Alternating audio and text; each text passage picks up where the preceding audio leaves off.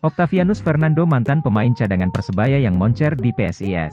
Nama Octavianus Fernando terus-menerus menjadi perbincangan hangat publik sepak bola tanah air. Hal itu tak terlepas dari performa impresifnya bersama PSIS Semarang di Piala Presiden 2022. Performa Octavianus bersama PSIS Semarang sejauh ini memang sangat mengesankan. Walaupun baru bergabung, aura bintangnya sudah terlihat. Tercatat, ia sudah melakoni beberapa laga uji coba dan laga di Piala Presiden. Penampilan begitu mengesankan. Dan bukan tidak mungkin kedepannya Octavianus akan kembali lagi membela timnas jika permainannya tetap konsisten. Berbicara tentang Octavianus, pemain berusia 28 tahun itu meninggalkan Persebaya Surabaya pada musim ini.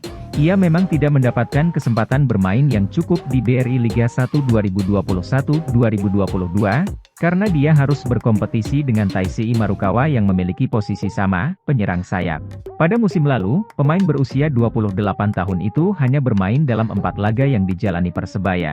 Dengan total menit bermain hanya mencapai 160 menit. Musim lalu semua orang mengetahui kesempatan saya kurang sekali. Bagaimana caranya sebagai pemain profesional bangkit dari suatu karir yang seperti itu? Saya harus memiliki motivasi dan semangat untuk bangkit, ujar pemain yang musim ini memutuskan untuk bergabung bersama PSIS Semarang itu. Sejatinya Octavianus Fernando merupakan seorang winger kanan. Ia bisa menggunakan kaki kirinya dengan baik untuk posisi tersebut. Namun, ia bermain di posisi berbeda dalam beberapa laga terakhir bersama PSIS Semarang. Ia kerap ditempatkan di posisi nomor 10, tepat di belakang striker utama, Carlos Fortes. Kakak dari Marcelino Ferdinand itu tidak masalah dengan posisi terbarunya itu. Octavianus menegaskan dirinya siap bermain dimanapun dan tidak malu untuk terus belajar. Tadi saya dikasih kesempatan, dimanapun itu saya harus siap dan terus belajar, jelasnya. PSIS membuka perjalanan mereka di Piala Presiden 2022 dengan sangat bagus. Mereka menang 6-1 atas Persita Tangerang. Kemenangan itu menunjukkan dominasi PSIS dalam sepanjang laga. Meski demikian, Octavianus Fernando meminta rekan-rekannya untuk tidak cepat puas dan terus memperbaiki kekurangan yang ada. Pasti bersyukur dengan hasil ini. Kami mengawalinya dengan baik dan yang perlu kami tahu adalah kami harus terus mengevaluasi apa kekurangan dalam pertandingan tadi. Kalau bisa naik terus, karena itu target tim dan pemain harus memiliki mental besar. Jangan cepat puas, tegasnya.